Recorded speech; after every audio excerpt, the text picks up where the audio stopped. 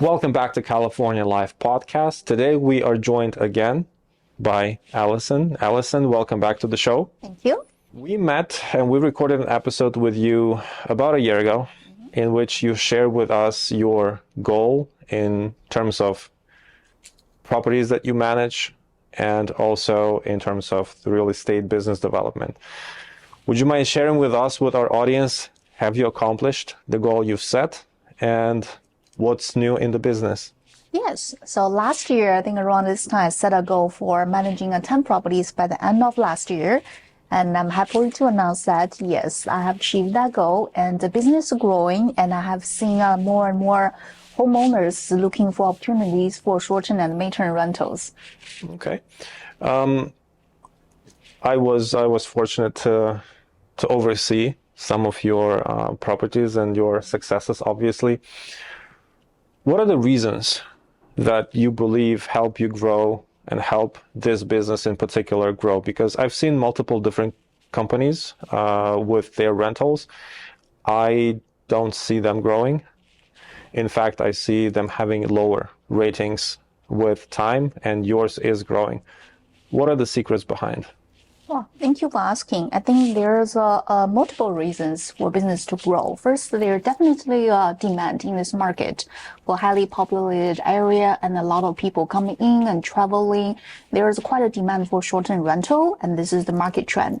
And second is just really put yourself, like myself, into the traveler's shoes. What are they looking for, and what type of amenities looking for, and what kind of space they're looking for to really look appealing for them. First, from the photos, and we have developed a secret weapon to have the video tour for them. And third is really provide values to the homeowners. And once you have the short-term rental business, you will have a lot of people coming and go, and a lot of small things and can be broken, or a lot of details you have to pay attention to. It's really as a business, we're managing the operations. We save a lot of time, save a lot of trouble for the homeowners, and they do see the value into our company. That's why they start to investing more, and they start to build the trust and send my reference to other clients. That's helped me to grow my business. Well, definitely. I was on a few properties of yours, and the whole team paid attention on how detailed you are in terms of design. And quite a few of our team members believes that one of the keys, if not the main key in success in this business, could be the design. We're not in real estate and we're not designers. That's just our perspective as let's say as a client, right? What is your perspective on that, and where do you always get this inspiration for interior design? That's a really good question. So interior design for rental business is different from when you're selling a house, doing the staging. Of course, I get some of the ideas from how do they stage a house to look it beautiful. But also from our perspective, we have to be practical. For example, what kind of sheets we will need to get. And also it's look clean and also easy for our cleaners to clean it for the next guest.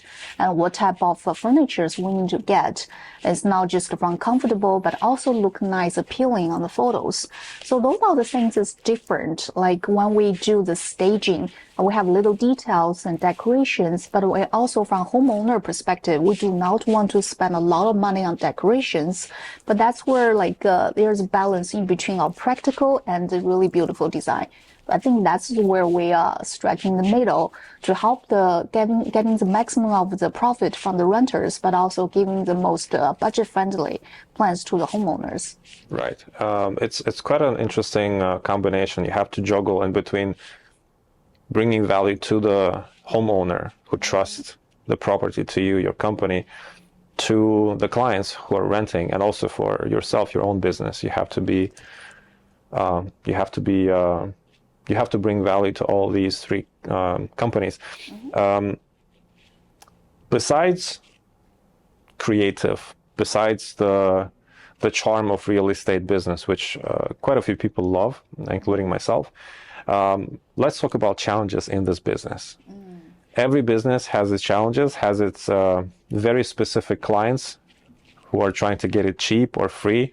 It happens in restaurants when people would put some hair in the food and try not to pay. If you could share with us some of the stories, and maybe you could warn potential,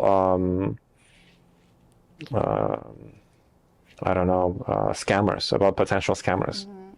Yeah, of course. So in this business, we have seen a lot of people. So we can also typically say they will start the nail picking from the beginning. And there's just just a warning for the homeowners. When you're screening the guest in the past, we'll be able to see their reviews and how were they doing, other hosts. But some of the people's, first, they don't have many reviews. Or second, they could have a perfect review, but they could be an entirely different set of group show up at your property compared to actually who booked it. So a lot of things like you can see the early behaviors of asking for early check-in and or just a claim that they just want to drop off luggage, but they do actually checked in, and then they start the whole day nail picking. They can find the hairs on the floor, they can find the hairs on the kitchen counter, and just like small things. And for the managing of these opportunities, of course, you need to show, I'm saying like, we actually have cleaning teams, professional cleaned the house. And if you have any issues, we would like to arrange another cleaning, or we would like to offer something different. And then at the end of the day, for those people, you cannot satisfy them. And you have to set a boundary and also make all the communication over the platform so you can have a trace record, just in case sometimes the platform will be on the customer side. They will do the refund on your behalf. But if that's not a legit request, you have the right to decline them. You have to reserve all the evidence and keep the communication open. So the scammers is part of the business. It's existing long-term rentals, mid-term rentals, and short-term rentals. But for us, how to maximize the profit while minimize the risk, that's where our professional team come in place.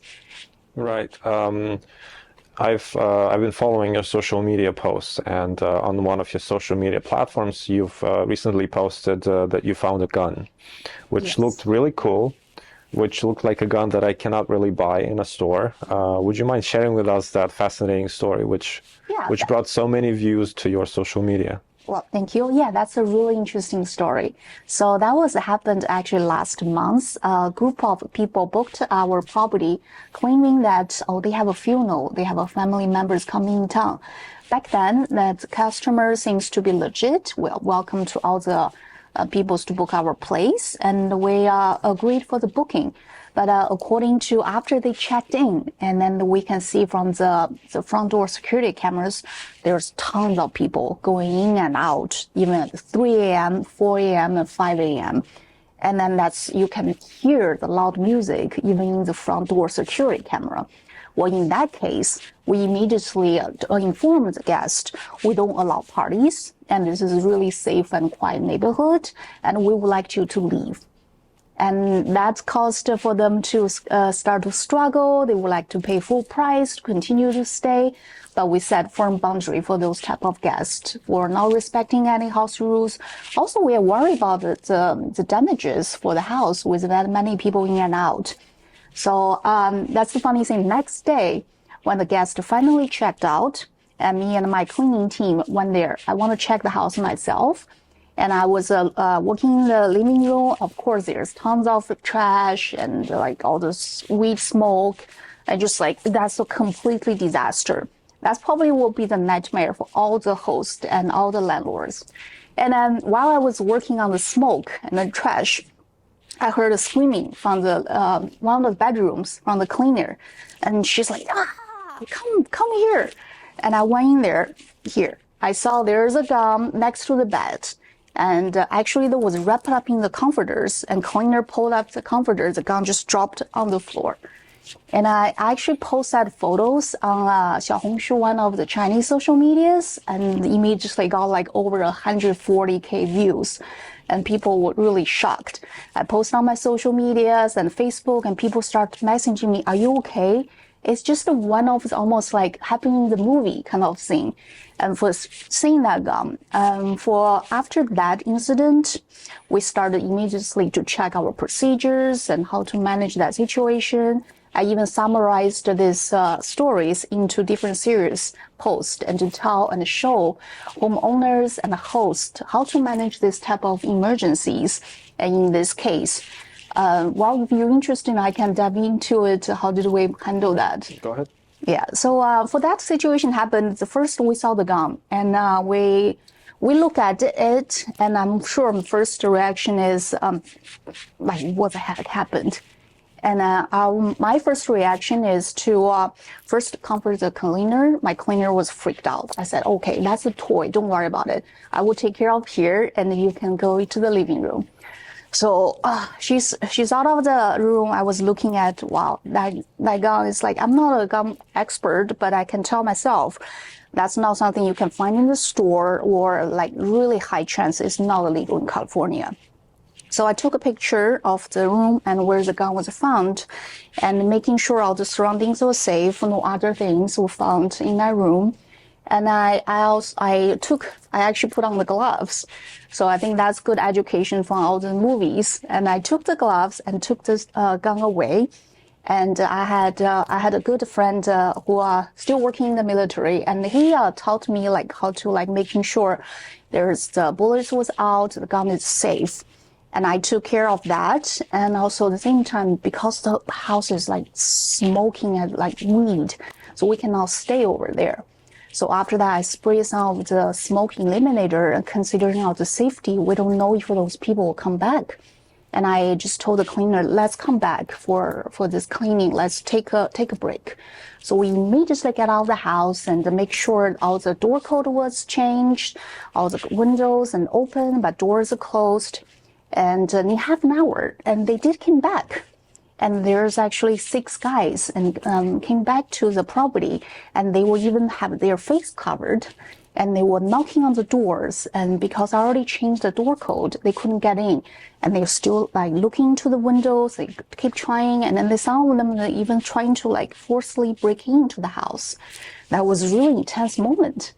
I'm glad I wasn't there, the cleaner wasn't there, and the gun was in a safe place. And in that moment, I have to, like before they start do anything to forcefully enter the house, I start talking with them over the camera. So I was like, trying to be calm. It's like, hey, how can I help you? And one of them like a little shocked. They saw a camera over there, and they start talking to me. Oh, we forgot something, left luggage over there. Can we get in? And I said, we found a gun over there. Was it your guns? And surprisingly, like those people, they backed out. They were really surprised. And one of them said no immediately. And I said, I called the police, and the police is on the way. After I said that, those 6 guys, they ran really fast. And they completely like ran off the property, got in the cars, and drove off. That was really a shock. For that perspective, I started to realize there could be something more to this. And then if there's just regular guests left a gun, left anything over there, and they won't have such a big reaction when I mentioned the police is on the way. So like after that, I started to realize this could be something more serious than I expected. So I called the San Jose local police phone number, but there's nobody answering the phone call. So based on that, I was worried they will come back again. So I immediately choose to call 911. And after I told them what happened, and those 6 guys was trying to break in, and they ran away when I said the police was on the way. And I said that was really suspicious behavior. I was worried, and also the gun looks really illegal. So the 911 finally took my case seriously, said they will send a police guy to my way. So in that case, and we've been waiting for a couple hours and for the policemen to show up. And then when they saw the gun, they were shocked. One of the policemen said, well, in all his years in this San Jose police department, he had never seen a gun like this. It's like all sorts of illegal thing about this gun. It's converted and have like more than 20 bullets. And then it's even not registered. It could be a ghost gun. I was completely shocked, and I had no idea that how serious this could be. And I'm glad I had the police involved, and I'm glad I was safe and made the right call to ensure the safety of me and the cleaner. And yeah, that was a really good stories. Hopefully, Well, we'll leave your social media contacts, and the viewers who are interested, they can read about it and communicate with you more. Let's get back to something positive. I mean, finding a cool gun obviously isn't that negative, but I guess it was a little bit stressful. You've developed your portfolio from, let's say, regular homes to you have also a recreational property next to a beautiful river. And now you're also developing a very beautiful historical mansion. That is something really, really cool. It does remind me of Falali, or the mansion of the San Francisco mayor, I think, the one in the area. Would you mind sharing with us a little bit about what's going on with this historical property project? yes, that is ongoing project. We are actually in the middle of development. So there's a lot of beautiful homes in San Jose area back in the 1950s, even earlier, like 1920s. So that's when they a lot of lot available, and people start to develop really like huge houses in certain area, like Island Rock area. That used to be a good like old hot spring area. And so for those houses, so for after like half a century, and now people moving to more of the south part of San Jose because of the school district and better schools, more convenient for shops. Those houses left vacant in those areas. They are beautiful architectures and beautiful neighborhoods, but because of the urban population shift, some of the houses and homeowners are like facing a dilemma. What should we do about it? If we sell them, the housing market is not necessarily that good. And also a lot of people are afraid of the maintenance of these huge houses. Right. So that's where we come into. We offer this opportunities, and more than just a place for people to stay, we turn these beautiful homes into an event center and like create like mini Falali centers for people, even take wedding photos and have graduations or family reunions, provide a place for people to see the beautiful architecture and beyond what is true value. Right. Well, that's going to be probably a pretty time-consuming development. Yes, that is true. So that we are actually thinking about like how do we develop it and also promote that place to get more awareness for people, to welcome people to have an event over there.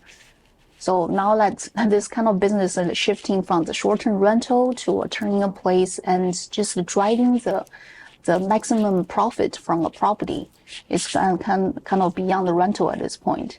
Well, definitely is, but you're mostly known not just because of of your rental business, but because of the design. So I'm sure that you'll be able to drive a very good traffic to the property because of your creative ideas. Thank you. Allison, thank you very much for your time. Let's have the last question which would be, what would be your 3 no's in short-term rental business? Which mistakes people should avoid, or any advice that you could give? Okay, so first one is there was a period of time that people just post their living room, their bedrooms, and with their like home use furnitures online, expected to have a guest to come in to generate revenue. No, those time is all long gone. So it's not gonna happen anymore. And this industry is getting more and more competitive. And the no is to like you can be personalized and to design a home, but now customers or guests looking for standards. You need to have a standardized procedures for cleaning, standardized procedures for how they get into the house, small details into the Wi-Fi, access to the TV. Everything needs to be standard. So no like specific personalized design. That was all in the past. Another no is sometimes you will treat your properties is not just your home, and you will welcome all the sort of guests. is kind of really hotel business, hospitality business. So all your like personals, like thinking about, oh, they didn't leave, they take out the trash, or they put things misplaced, and all those nail pickings to the like controlling behavior to the guest, that should be no. We open up for business, and then we open up for to welcome all sorts of guests into the Bay Area. So I think that would be 3 no's. Wow. That's quite a lot. And thank you for the value that you're bringing to the community and to our viewers. It's been a pleasure having you again, and we'll be looking forward to having you again soon and discussing your new accomplishments. Thank you. Thank you so much for having me.